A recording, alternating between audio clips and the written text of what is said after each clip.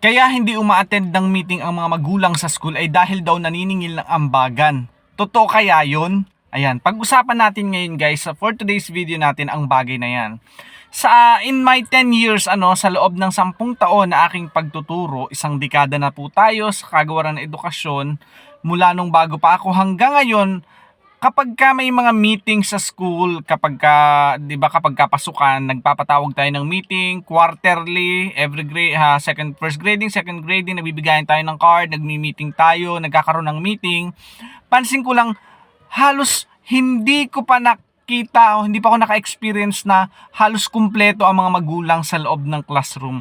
Kumbaga, halos ang uma-attend lang sa meeting 10, siyam, 5, kapag ka naka 15 ka, naka 20 ka, paswertehan na yan. Ito kwento ko lang, nung umattend ako ng graduation ng aking anak sa elementary doon sa Lucena, nabanggit niya nung principal. Sabi niya bakit daw ganoon, halos hindi uma-attend ang mga magulang. Narinig ko may isang magulang na sumigaw, naniningil po ng ambagan.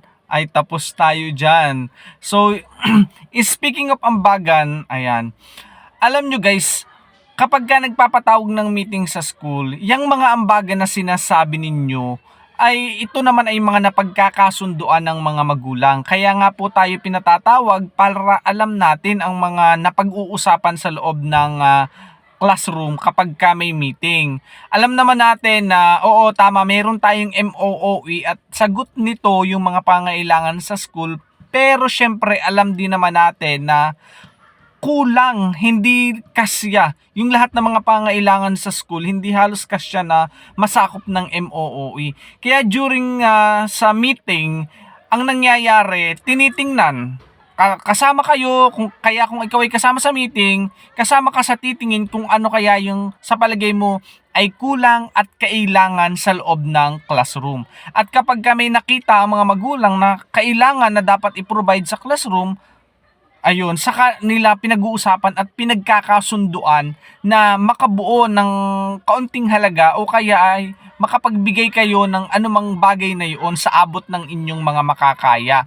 Kaya nga po nagmi-meeting para pagkasunduan at sa initiative na din ng mga magulang na mayroong malasakit sa paaralan, lalo't higit sa classroom na pinaglalagian ng kanilang mga anak.